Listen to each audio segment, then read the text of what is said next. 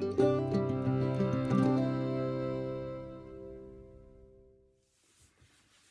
bien, bonjour, bienvenue dans mon premier podcast. Pourquoi je me lance là-dedans? Premièrement, pour le plaisir de vous partager mes passions, partager mes créations, parce que moi, j'ai vraiment eu beaucoup de plaisir ces temps-ci, surtout durant la dernière année. Une dernière année où est-ce qu'on était en confinement, une dernière année où j'ai découvert des tricoteuses, des couturières, des passionnées. Et je me suis retrouvée un petit peu comme ces femmes passionnées. J'ai dit, mon Dieu, c'est moi. Il faut que je transmette moi aussi, il faut que je partage ce que je fais. Et j'ai commencé par m'ouvrir un compte Instagram, Brigitte.rouleau16. J'ai aussi mon compte de Facebook, Facebook Brigitte.rouleau. J'ai peur un peu de déparler parce que je suis quand même un petit peu stressée. Je n'ai pas l'habitude de me filmer, mais on va passer au travers et ça me donne vraiment le goût de vous présenter ce que je fais. Alors, dans mes podcasts, ou dans ce podcast, j'aimerais vous présenter mes tricots. Alors, je commence par celui que je porte présentement. Alors, c'est un tricot que j'ai beaucoup aimé tricoter. C'est fait avec la laine, je vais vous dire ça, c'est fait avec la laine de fil d'or galactique. C'est une laine que j'avais achetée il y a quelques années, je gardais ça dans mes boîtes, et puis là, je me suis dit, bon, comme c'est mon premier top-down, on se lance, parce que moi, tous mes tricots, je les tricotais en morceaux avec couture, puis là, j'ai découvert top-down sans couture, c'est extraordinaire. Et là, pour venir à ma laine, alors ma laine, je l'ai achetée chez la boutique artisanat, parce que moi aussi, on est dans la Beauce. C'est une femme extraordinaire qui a une petite boutique pignon sur rue chez elle, dans son sous-sol. Et elle a de très bons conseils, Nathalie. Alors, Nathalie m'a vendu cette laine-là galactique. Sa composition, c'est il y a 70% de viscose, 10% de laine, 10% de polyamide, puis 10% d'acrylique. J'ai beaucoup aimé. J'ai fait excusez-moi, je vais prendre mes notes. C'est le gilet Etsy. Alors, je vais vous le remettre en photo parce que il y a un très très beau détail sur l'épaule. On ne le voit pas beaucoup. C'est un très très beau détail de dentelle. Au début, quand je l'ai fait, j'ai commencé à tricoter, puis je me suis dit, oh, cette dentelle-là, j'ai l'impression qu'on la verra pas, parce que moi, j'ai des petites épaules, puis la femme qui portait, probablement sa créatrice, des belles épaules, on voyait bien sa dentelle. J'ai failli abandonner, j'ai failli vraiment le, décou... le, le défaire, le mettre de côté. Puis je dis, c'est pas pour moi, mais j'ai tenu bon. Puis j'ai continué. Puis je suis vraiment contente que ça donne. Le gilet, il y a aussi une particularité, on ne le voit pas très très bien. Il y a une belle petite ligne juste d'une maille à l'envers qui donne l'apparence d'une couture. Aussi, le gilet, il y a des raccourcis en arrière. On ne le voit pas, on le voit pas. Je ne suis pas assez bien organisée. En tout cas, il y a le rang, ici on le voit un petit peu là, qui fait que c'est un petit peu plus long en arrière, qui fait que ça tombe bien, ça cache un peu la fesse que je ne déteste pas du tout. Alors, c'est un patron, vraiment, là, que j'ai beaucoup aimé.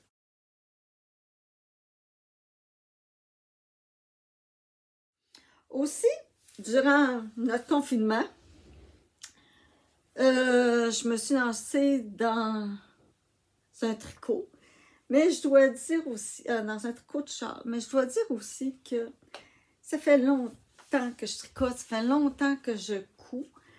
Les tricots, j'ai même une machine à tricoter. Quand mes enfants étaient plus jeunes, je tricotais beaucoup des petites choses de bébé, des gilets pour mes petits garçons, mes filles. Mais je me servais beaucoup de ma machine à tricoter parce que ça allait vite. Mais j'ai gardé l'amour de tricot à la broche. Je sais que ma machine, ça doit faire 15 ans que je n'y ai pas touché. Peut-être qu'un jour, je vais la reprendre, mais pour le moment, là, vive la broche. Alors, j'ai tricoté le gilet, le châle, qui en français, on peut l'appeler Destination inconnue. Alors, la seule chose que je trouve de négatif, c'est que il n'est pas grand. Par contre, je peux très très bien le porter au cou avec dans mon manteau, mais c'est quand même épais, je trouve. Moi, avec mon petit cou ici, là, je le trouve quand même épais. Mais le soir, dans notre pays froid, porté à la grand-maman sur mes épaules pour tricoter, c'est parfait. Alors, en pyjama, avec mon beau châle, je tricote, très confortable. Je l'ai tricoté en laine Fibriella. C'est une laine à bas. C'est une laine à bas, mais combien confortable. Elle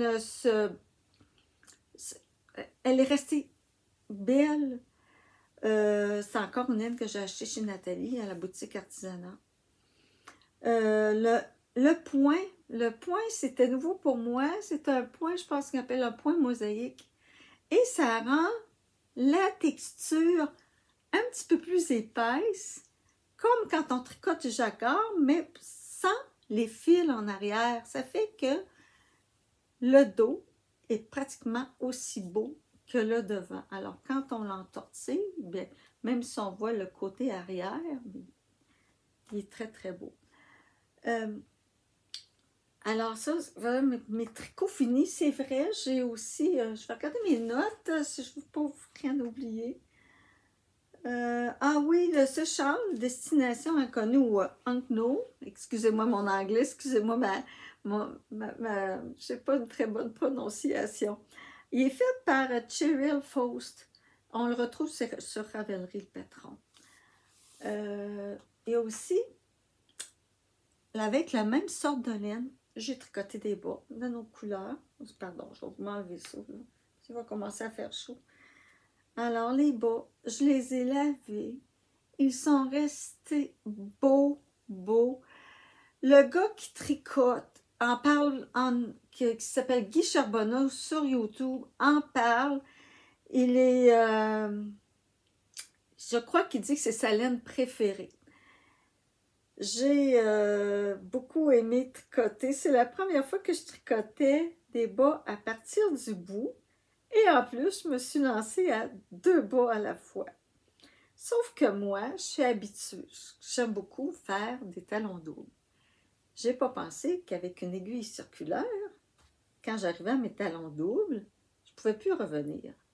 Ça fait que là, je les ai débarqués sur les aiguilles et là, j'ai repris mes talons. Mes talons avec une aiguille à 2 pointes d'aller-retour. Puis après, j'ai tout remis ça sur la broche circulaire. Et ce qui est agréable, c'est qu'on n'a pas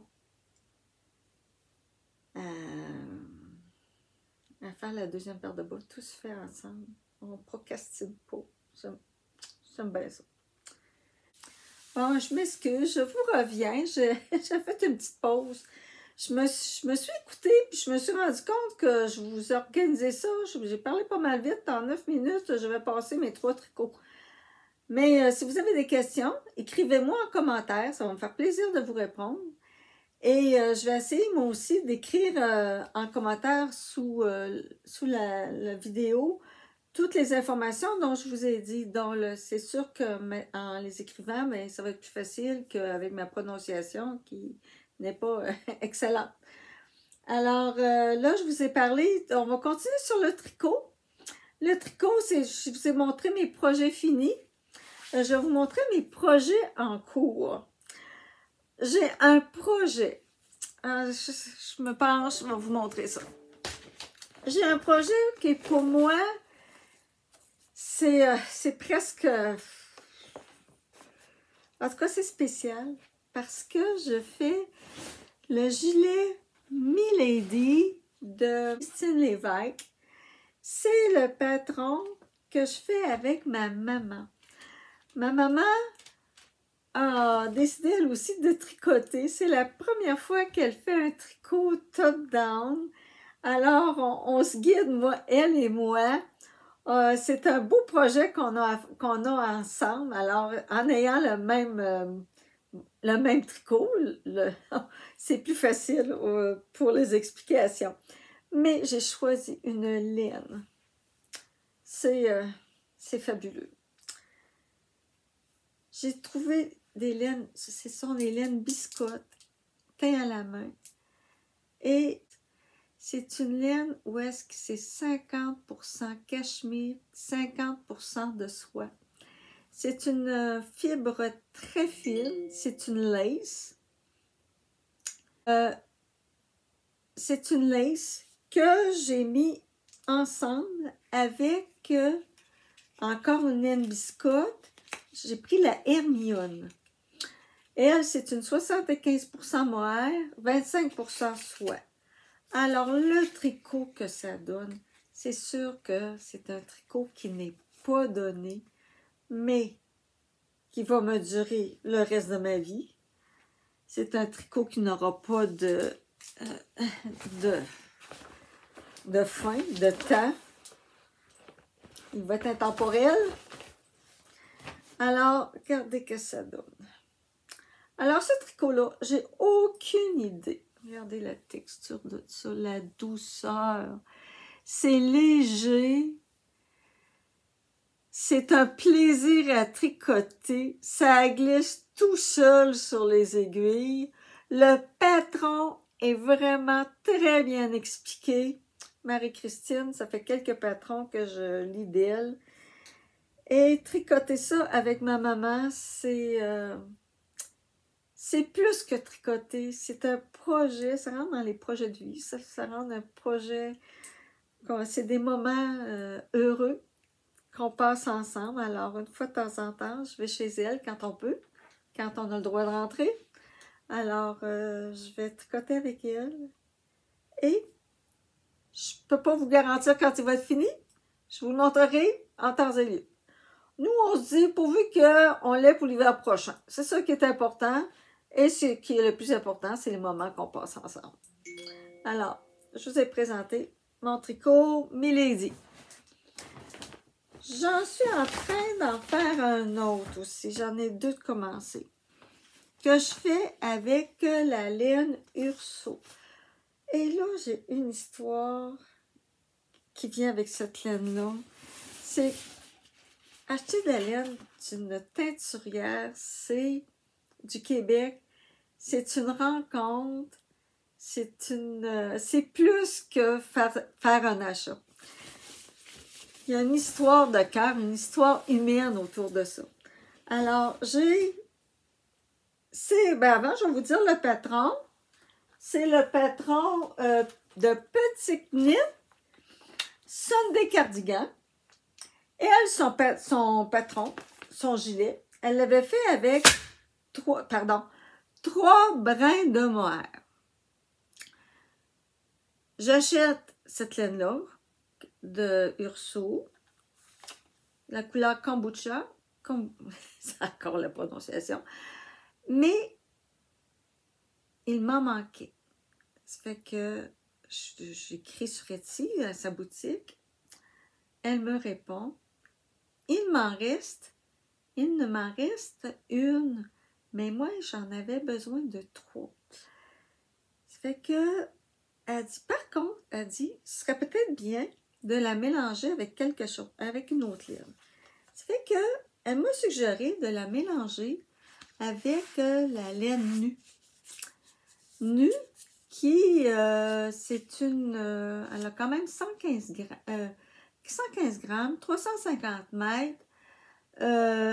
C'est aussi une laine teinte à la main. Cette couleur-là, c'est Caprice. Elle dit, il me reste ça. Elle dit, regardez, puis là, on m'envoie des photos. Elle dit, regardez, qu'est-ce que ça donne ensemble. Moi, je laissais, mais avec 2 brins de mohair, un brin de nu. Et regardez-moi, qu'est-ce que ça donne. J'ai tellement bien fait, je pense que j'aime mieux ça que les 3 brins de mohair. Alors, je suis quand même assez je vais mettre ma petite balle là. Je suis quand même assez rendue loin. Regardez la couleur. Je trouve ça tellement beau. Puis même, j'ai du tissu. Je vais pouvoir faire de quoi qui va ensemble. Parce que j'essaie autant que possible d'harmoniser mes vêtements. Parce qu'on travaille fort, on travaille beaucoup. Puis avoir une garde-robe durable, ça rentre dans mes priorités. Ça rentre, je me dis, tant qu'à faire quelque chose, j'ai déjà une manche de fil, j'ai tout le haut. Là, je suis rendue à ma 2e manche. Alors, notre prochaine rencontre, si elle a lieu, je vais être bonne pour vous présenter mon tricot. Alors, pour le moment, j'en dis pas plus long. Je vous le... Excusez-moi, je vous penche ça dedans comme ça. Bon. Alors, ça, c'est mes en cours. Si on termine avec le projet tricot, la partie tricot, je vais vous présenter une laine que j'ai achetée. Et là, ça fait partie de mes, comment dire, de mes expériences. Alors, une autre expérience aussi que j'ai faite cette année, c'est de commander par Internet. Alors, c'est quelque chose que j'avais jamais fait. Et là, j'ai appris aussi en commandant que quand on commande une laine, qu'on commande à l'extérieur du pays, ben, on paye un petit peu plus cher hein, au niveau des transports, douanes, etc. Mais j'ai trouvé cette fibre-là. Je veux me faire un gilet pour l'été parce que, écoutez bien qu'est-ce qu'il y a là-dedans. Il y a 25% de lin, 35% de coton et 40% de bambou. J'ai l'impression que ça va être très confortable. J'ai l'impression que cette laine-là tricotée va avoir de l'air un peu crunchy. Pas trop. On a des laines qui sont très moelleux, mais là, tu sais, pour la chaleur, j'ai l'impression que ça va bien passer les temps chauds. Alors, la marque, c'est la laine, c'est Nako Fior. Voilà. Et je vous en parle, si je me mets à la tricoter, je vous en parlerai un petit peu plus tard. Alors, moi, je pense que ma section tricot vient de finir. Si vous êtes intéressé par la couture, je vais vous en parler parce que pour moi, la couture, c'est un gros morceau dans ma vie. J'ai dû commencer à faire mon linge à l'âge de 14 ans. Donc, il y a quelques années de ça, parce que moi, maintenant, j'en ai 61 ans. Aussi, je ne vous ai pas parlé aussi que je suis enseignante.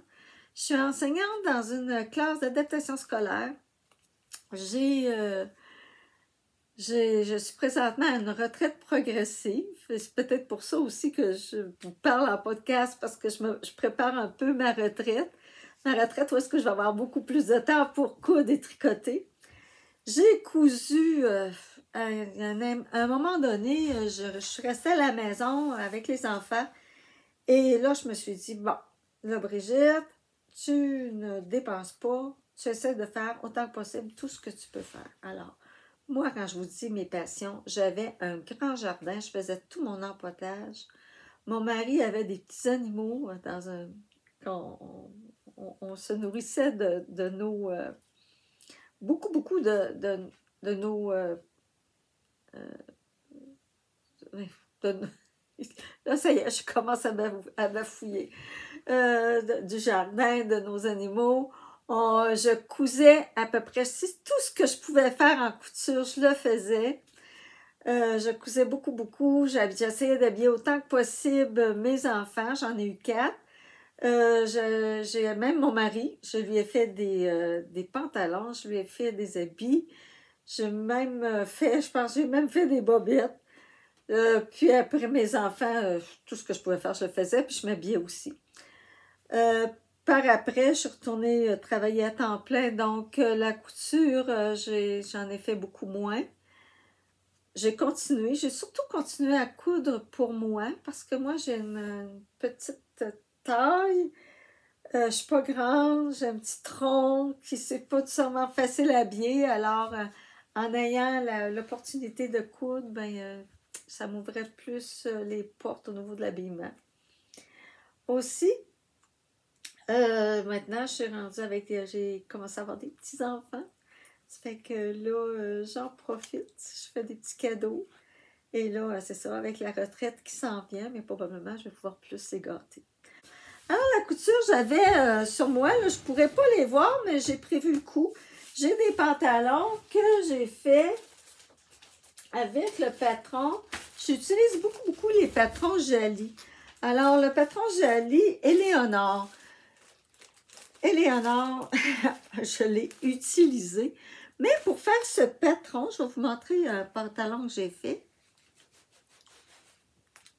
Pour faire ce patron, ce pantalon, je l'ai quand même, je l'ai transformé beaucoup mon pantalon parce que je voulais un pantalon juste avec une bande en haut.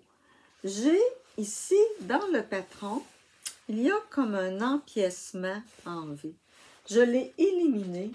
Je ne sais pas si on peut le voir ici.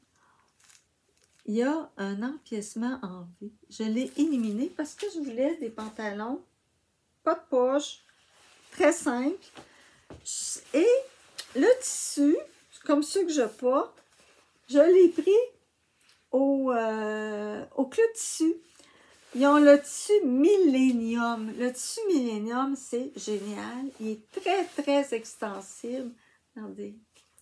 Très extensible, mais il faut faire attention de mettre sur le bon sens quand on le coud, quand on le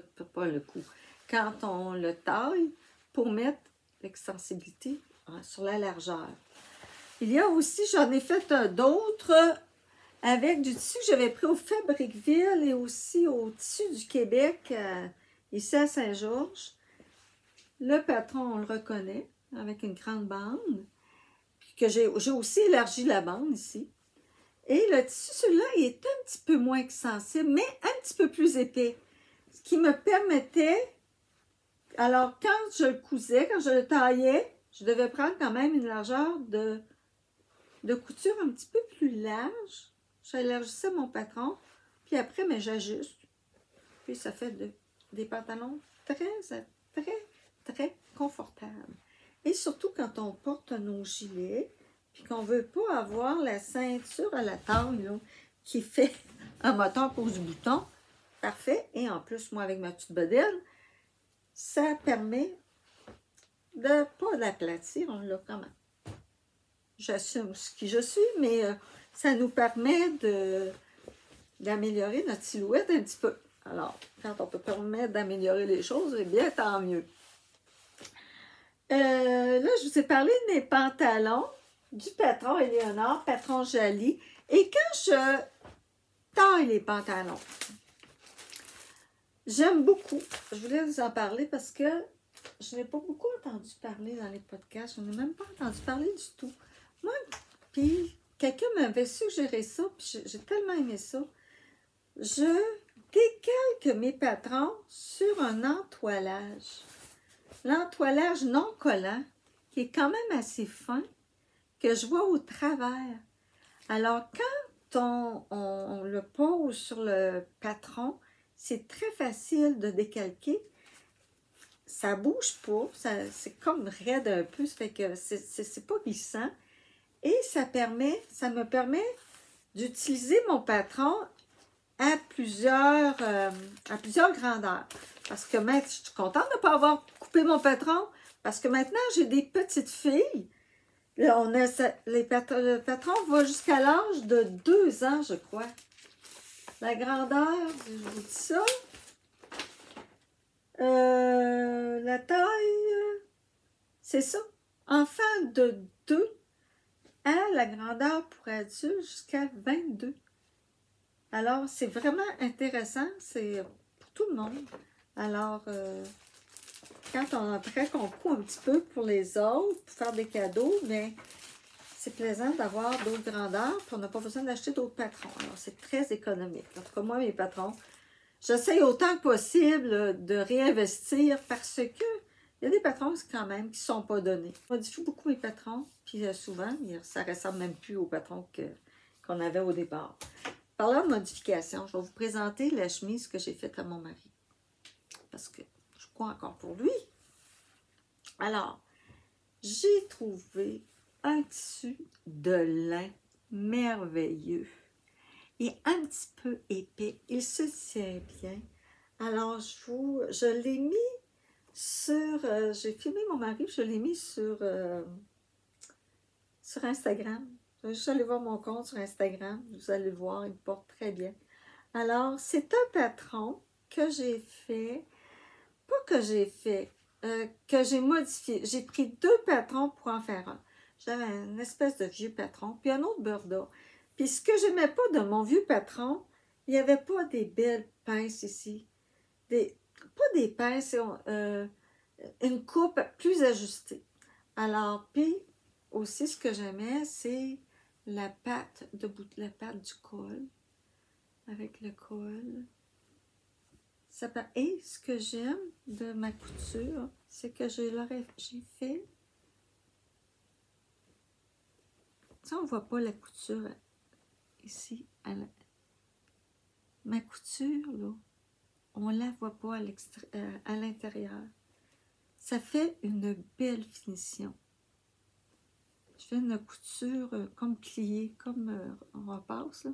Puis on rentre notre couture, on prend une couture. Je trouve que ça fait vraiment une belle finition. Alors, on disparaît. Ah, sa chemise, alors vous pourrez voir, à moins que je remette, ça se peut que je remette sur le YouTube, là. Vous allez le voir porter. Alors, c'est ça. C'est un lin. Je vais vous dire d'où il vient. Il me semble que j'ai acheté ça chez Mac. Je vais vous lire, ça va être plus facile. Chemise à c'est acheté chez Mulberry and McNabb. Ils ont vraiment des beaux tissus. Je m'en suis acheté un autre. Je vous montrerai plus tard pour me faire une chemise. Je pense que ça vient de l'atelier Brunette. Ils ont vraiment des beaux tissus. Alors, je vous ai présenté la belle chemise de mon homme. Oui, j'ai énormément de projets de couture. Je pourrais vous montrer mon coin de couture. Je vais vous laisser là-dessus. Ça fait quelques minutes que je vous parle. C'est une première expérience. J'espère qu'elle vous a plu.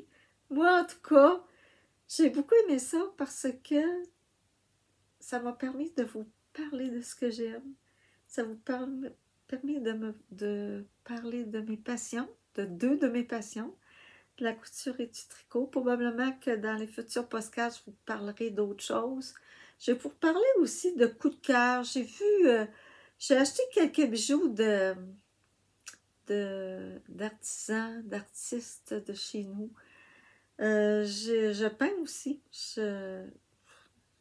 Disons que je vais avoir beaucoup plus de temps et l'occasion de vous parler de tout ça plus tard. Alors, j'espère que ça vous a plu.